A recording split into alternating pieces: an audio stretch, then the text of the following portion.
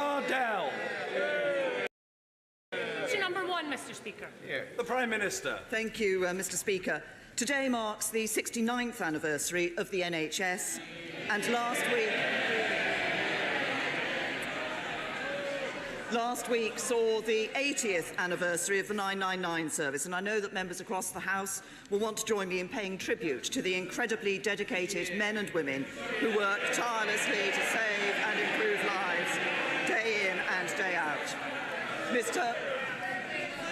Mr. Speaker, this morning I had meetings with ministerial colleagues and others. In addition to my duties in this House, I shall have further such meetings later today. And later this week I will attend a meeting of the G20 where I will discuss the global economy, counter-terrorism and sustainable development with my fellow leaders.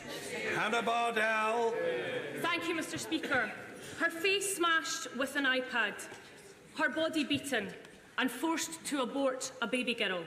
This is only some of the domestic abuse my constituent Lola Ilisami has faced by her estranged husband because she has refused the genital mutilation of her daughter. Lola is educated, has a mortgage and had a good job with RBS until the Home Office revoked her right to work. I have been writing to the Home Office since March and have got nowhere. So will the Prime Minister now intervene to stop this family being deported and this 3-year-old girl being subject to female genital mutilation? Prime Minister. I say to the Honourable Lady that the Home Secretary has obviously heard the case that she has set out here today. The issue of female genital mutilation is one on which I think we are all agreed across this whole House. It is an abhorrent activity. It should not be taking place. Great efforts have been made over recent years, both in terms of strengthening the law on female genital mutilation, but also on getting information out about this issue and trying to support people in communities where there is a practice of FGM. I think the message has to go out from this House today. We will not accept FGM in this country. James Morris. Thank you, Mr. Speaker. In the last few days, Iraqi security forces, assisted by coalition airstrikes, have made significant progress in eradicating ISIL fighters from Mosul. This is a significant step forward in the military conflict against ISIL in Iraq. But would the Prime Minister agree with me that the UK and the United States and a broad international alliance needs to work with the Iraqi government to ensure reconstruction in places like Mosul, as well as working with the Iraqi government to make sure that it is sufficiently strong to withstand the poisonous ideology of ISIL as we seek to defeat it? Well, my honourable friend is absolutely right. In order to keep the streets of Britain safe, we must continue to attack Daesh in Iraq and Syria.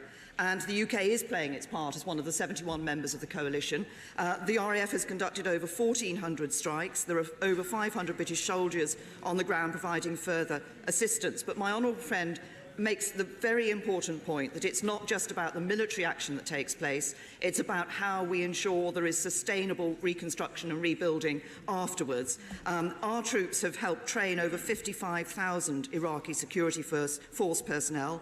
We're providing over £169.5 million in humanitarian aid and a further £30 million to help Iraq stabilise these liberated areas. And together we must also work, not just in Iraq but internationally, to ensure that the hateful ideology of extremism is not able to poison the minds of people. Jeremy Corbyn. Thank you, Mr. Speaker. Mr. Speaker, can I start by wishing everyone a very happy Pride Month, and especially those taking part in the Pride March this Saturday and similar marches around the country. But we should also be aware that a survey taken by Pride in London found that half of LGBT people in London had experienced hate crime in the past 12 months. I joined the Prime Minister in wishing the NHS a very happy birthday. I was hoping she was going to say a bit more about NHS staff and their pay during her birthday greetings. Because, Mr. Speaker, after a week of flip-flopping and floundering, we thought we got some clarity from Downing Street at last. On Monday, the announcement was that the public sector pay cap at 1% remains, and a rare moment of agreement between number 10 and 11 was seen. But yesterday we had news that firefighters are going to be offered 2% this year and 3% next year. So can the Prime Minister confirm whether the public sector pay cap will remain for all other public servants until 2020? First of all, may I join the Right Honourable Gentleman in wishing everybody who's going to take part in Pride London on Saturday an excellent day. I'm sure it will be a very good occasion, as it always has been. And can I also say that I and all members of this House value the work that is done, incredibly important work done by public sector workers, including those in the National Health Service and others. And I understand why people feel strongly about the issue of their pay. But perhaps I can just set out, for the information of the House, Mr. Speaker, perhaps I can just set out what the current position is. We have had 3 pay review bodies in the public sector reporting in March. That covered doctors and dentists, NHS staff, including nurses, and the armed forces. And the government accepted the recommendations in all 3 of those cases. The firefighters award is not a matter that is determined by government. It's determined by the employers, and it is not subject to a pay review body. There are outstanding pay review body reports. Those cover teachers, prison officers, police officers and senior salaries, and the government will consider those reports very carefully and will respond to them. But while we do that, we will always recognise the need to ensure that we take those decisions against the need to live within our means. The Right Honourable Gentleman and I both value public sector workers and our public services. The difference is, I know we have to pay for them. Mr. Speaker, the public sector pay cap causes real shortages in nursing and teaching and many other professions, as well as real hardship. I had a letter last week from a teacher called David. It's all right, he's a teacher, he's doing a good job, all right? And he says, and I quote, "I've been teaching for 10 years. I've seen my workload increase. I've seen more people leave the profession than start, and no form of pay increase in 7 years. The only thing holding the education system together is the dedication to struggle on for their students and staff." And he says this dedication is starting to run out. So what we're doing by this pay cap, if I say to the Prime Minister, is recklessly exploiting the goodwill of public servants like David. They need a pay rise. Minister! The Leader of the Opposition refers to the numbers of nurses and teachers that we have in working in the public sector. Of course, we now have more nurses in our hospitals than we had in 2010. We have more teachers in our schools. But let me remind the Right Honourable Gentleman of why it has been necessary for us to exercise restraint in public spending, including capping public sector pay. It's because we inherited the biggest deficit in our peacetime history.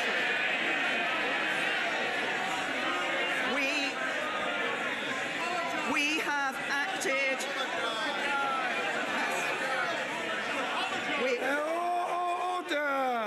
Order! I've noticed earlier, Mr. Mahmood, that you seem to be in a very hyper condition today. I would recommend you take some sort of soothing medicament or go and lie down for a little while. You'll probably feel better at the end of it. Prime Minister. Mr. Speaker, we have acted to bring that deficit down by a quarter, a half. It's now down by 3/4. At the same time, we've seen the economy grow and we've seen record levels of people in employment. Our policy on public sector pay has always recognised that we need to balance the need to be fair to public sector workers, to protect jobs in the public sector, and to be fair to those who pay for it. That is the balance we need to strike, and we continue to assess that balance. Jeremy Corbyn. We've had 7 years of tax cuts for the richest and tax breaks for the biggest corporation. And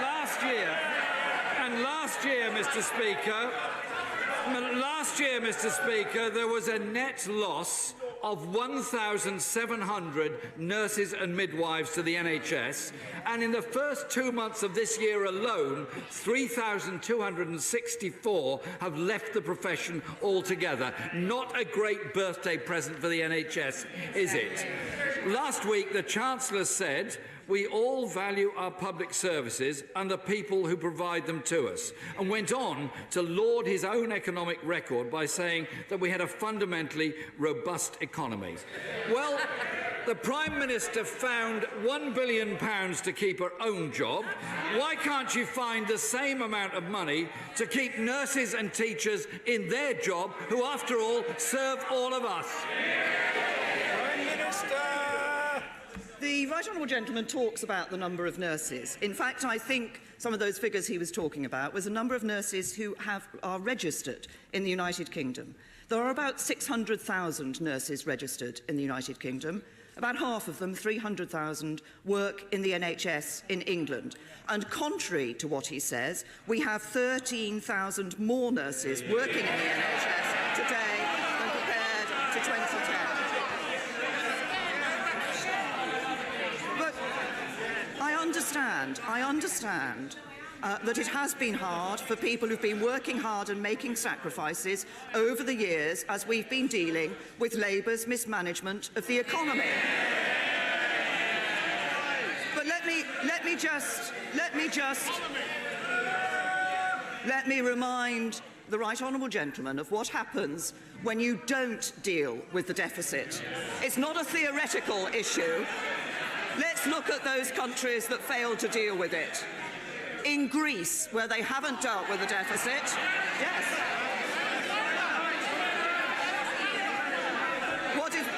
What did we see? What did we see with failure to deal with the deficit? Spending on the health service cut by 36%. That doesn't help nurses or patients. I hope the Prime Minister's proud of her record of controlling public sector pay to the extent that hard-working nurses have to access food banks in order to survive. And the frozen wages of teaching assistants, paramedics and council workers. But, Mr. Speaker, it's not just in the public sector. Across the economy, wages are rising by 2.1%, while inflation is nearly 3%. 6 million workers already earn less than the living wage.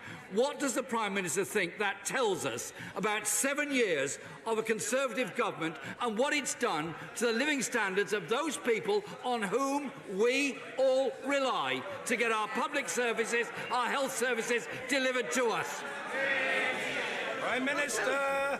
I'll tell the right honourable gentleman what's happened over the last 7 years. We see record numbers of people in employment. Nearly 3 million more people in work. We have seen the introduction of the national living wage, never done by Labour, done by a Conservative government. And we've seen 4 million people taken out of paying income tax altogether.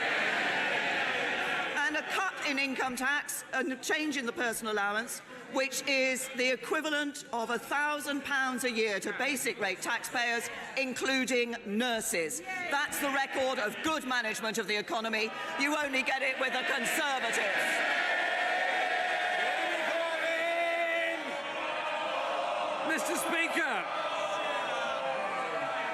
Mr. Speaker, the Prime Minister simply doesn't get it. The low...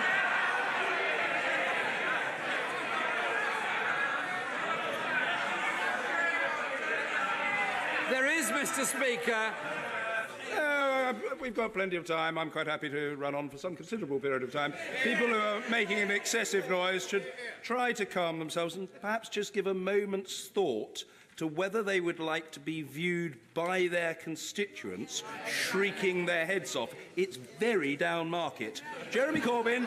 Mr. Speaker, there is a low-pay epidemic in this country, and it has a terrible effect on young people. Those in their 20s will earn £12,500 a year less than the generation that went before them. The first generation to be worse off than the last. They're less likely to be able to buy their own home, more likely to be saddled with debt, more likely to be in insecure, low-paid work. Except for more misery, what does the Prime Minister and her government actually offer for the young people of this country?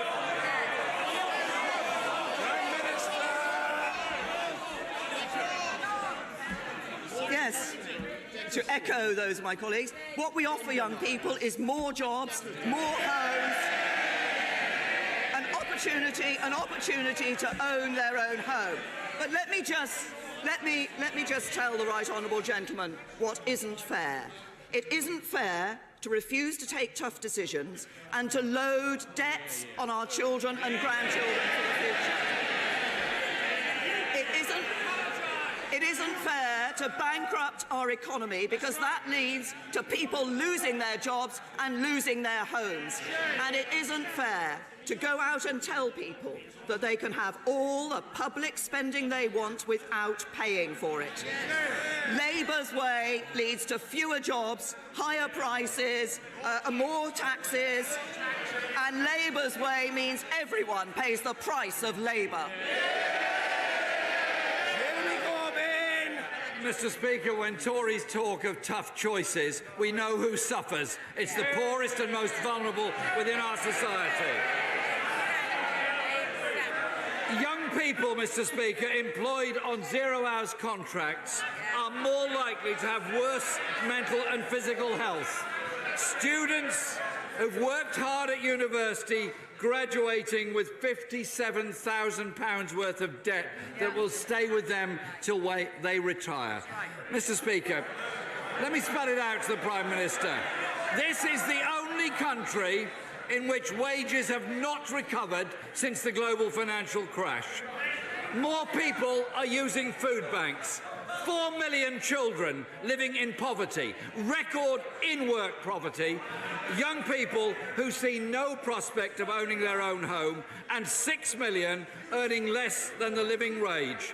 The low pay epidemic is a threat to our economic stability. So, can she take some tough choices and, instead of offering platitudes, offer some real help and real support for those in work, young people who deserve better and deserve to be given more optimism rather than greater inequality? Prime Minister! We actually now see that the proportion of people in absolute poverty is at record lows. He asks for help for those who are low paid. I'll tell him the help that we've given. I'll reiterate the help that we've given to people who are low paid. We introduced the mandatory national living wage, the lowest earners' fastest pay rise in 20 years. We have cut taxes, taken people out of paying income tax, cut taxes for those who are on basic rate taxpayers. We are doing what is important for this country, which is ensuring there are jobs and an economy providing those jobs for people, because the best route out of poverty is being in work. And I know that the right honourable gentleman has taken to calling himself a government in waiting. Well, we all know what that means. Waiting to put up taxes, waiting to destroy jobs, waiting to bankrupt our country. We will never let it happen.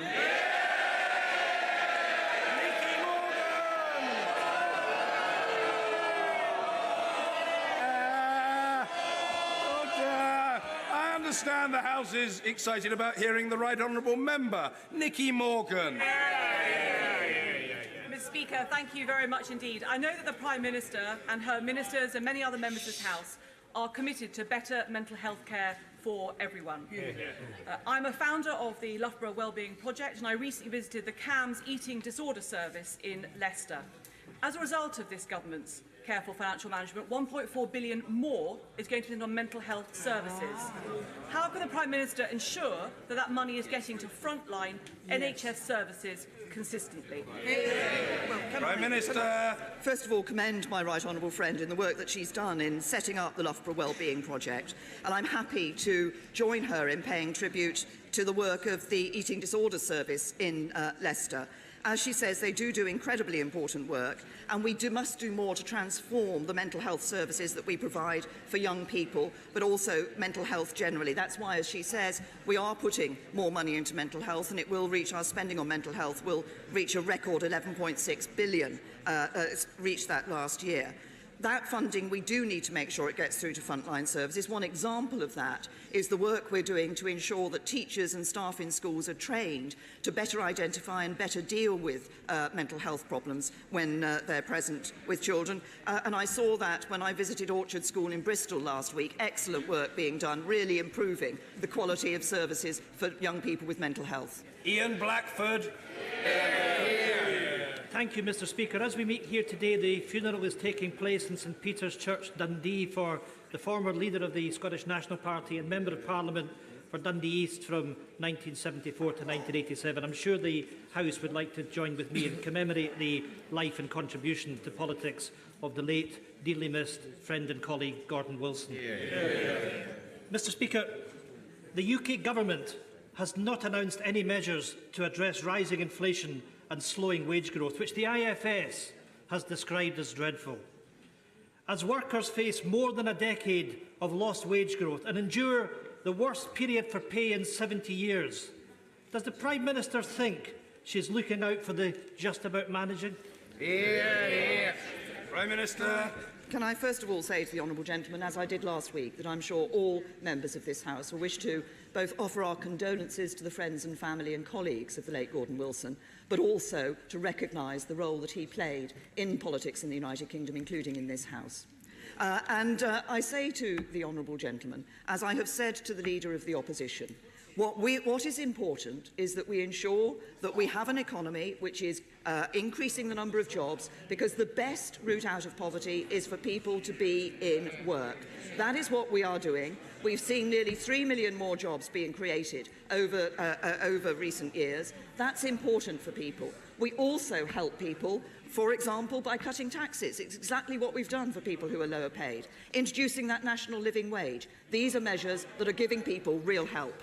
Ian Blackford. Of course, it's the forecast of a rise in in-work poverty that should concern us, and in particular the likely increase of young people in poverty over the lifetime of this Parliament. Mr. Speaker, since the 2010 general election, the FTSE 100 has risen by 39.6%. Monetary policy, not least quantitative easing, has helped drive up financial assets, while workers have paid the price for austerity. Workers will earn no more by 2021 than they did in 2008. Will the Prime Minister give workers a pay rise? Prime Minister. I would have thought that, particularly with his background, the honourable gentleman would have recognised the role that the monetary policy, including the quantitative easing, has done in ensuring that we are able to see those jobs in the economy that are so important for people. Paul Scully. Thank you, Mr. Speaker. Can my right honourable friends tell me what steps the government is taking to drive value for money and efficiency in the aid budget, and so to ensure that taxpayers' money is used to promote global peace and security in the national interest? Prime Minister. I say to my honourable friend that I'm proud that the government is committed to honouring our international commitments on aid. I think that is important for this country.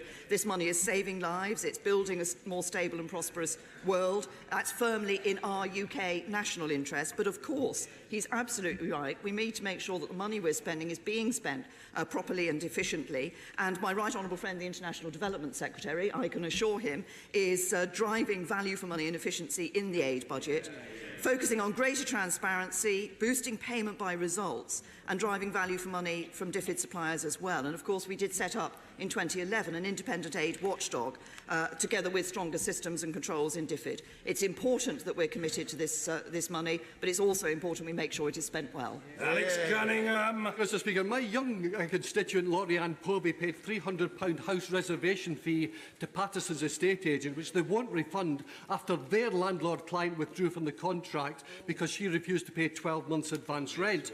She now faces paying another agent non-refundable fees of £650 to secure a different property. When will the Prime Minister act and put an end to these rip-off fees and stop these agents capitalising on young people and others? Minister. The honourable gentleman should look at the Queen's speech. We've made reference in the Queen's speech to what we're doing in this area. We recognise these issues. Well, he says when, but he will recognise in this House that we actually need to ensure that anything that we bring forward in legislative terms we get right, so it's actually going to work. But we recognise the problem. We're going to do something about it. Bill Wiggin. In 2008, I brought forward an amendment to the Animal Welfare Act that would have extended the sentences for cruelty to animals from weeks to years. Will my right honourable friend look and see what can be done to ensure that people who are deliberately, willfully cruel to animals are punished far more severely? Prime Minister. Well, I'm grateful to my honourable friend for raising this issue, and we all, I think, share a high regard for animal welfare, the importance of having strict laws in place to ensure that we deal with people properly who are not looking after animals. And anyone who's cruel to an animal or doesn't provide for its welfare needs may be banned from owning animals, given an unlimited fine, or, as he says, sent to prison.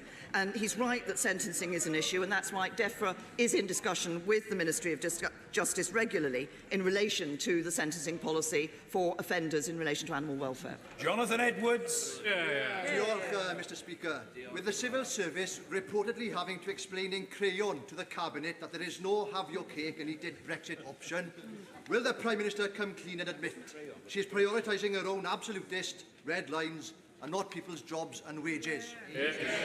Prime Minister. I'm afraid I have to say to the honourable gentleman that he and others will have heard the answer before. What we want to do is negotiate the best possible deal for the United Kingdom that ensures we have a comprehensive free trade agreement, that we can continue to trade with our European partners, that we have that new deep and special partnership with the European Union, that we ensure that we are growing our economy, but it's not just about our relationship with the European Union. It's about trade deals that we will do with countries around the rest of the world, and it's about ensuring sound management from a Conservative government. Mrs Cheryl Murray. Thank you, Mr Speaker. Blue Harbour Commissioners have highlighted to me the valuable contribution that retired police sergeant and now special constable Russ Hall has made to maritime policing. Does my right honourable friend believe that joined-up working with other agencies is essential and can make a positive contribution to beating crime in our small harbours and help protect our borders? Prime Minister. Can I join my honourable friend in recognising the contribution that Special Constable Russ Hall has made in her constituency, and she makes a very important point. Indeed, when I was Home Secretary, I brought various agencies, police, border force and others together to look at this issue of how we deal with protecting our borders, and that joined-up working can make a very real and positive contribution. And as she will know, of course, what matters is not just how we do that, but ensuring that we're having an impact. And, of course, as she will know, crime has fallen by a third since 2010 and has fallen to a record low. Khalid Mahmood.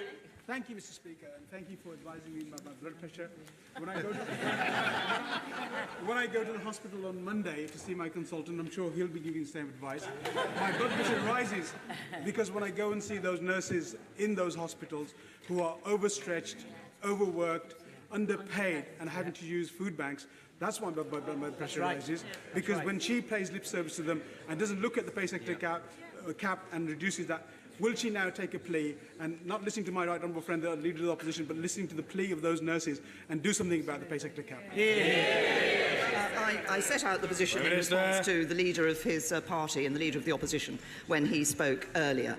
And, of course, people may not realise that for nurses there is, of course, the overall public sector pay increase, but also many nurses receive increments or progression pay on top of that.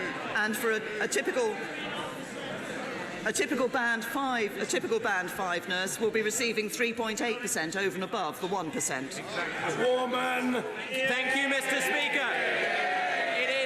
It is a strong economy that powers this government's investment in the NHS, and it is a strong economy that is allowing this government to create 1,500 new medical school places and new medical schools. Does the Prime Minister agree with me that Lincolnshire's unique rurality and sparsity makes a compelling case for a new medical school in this great county? Prime Minister. makes a very important point, which is that we can only pay for our public services if we have that strong economy. That's absolutely the basis of it. And as he said, we're going to train 1,500 more doctors every year to ensure that the NHS has enough doctors to continue providing that safe, compassionate care that we all want to see. Now, the DOH is currently looking at the question of how to allocate these places and will publish their consultation response shortly. I know they are also looking at the possibility of new and aspiring medical schools bidding for these places, and I'm sure that, as my honourable friend has always been a champion for his constituents and his constituency, he will continue to make an excellent case for Lincolnshire. Helen Hayes. Well, we'll just duck out of PMQs. We'll go back to Parliament. There is an urgent question on public sector pay. There's also a statement from Sajid Javid, the Community Secretary, on the Grenfell task force taking over many of the tasks of Kensington Council. But let's get stuck into some of what has been discussed with our PMQs panel. Welcome back to the former Chief Whip of the Conservative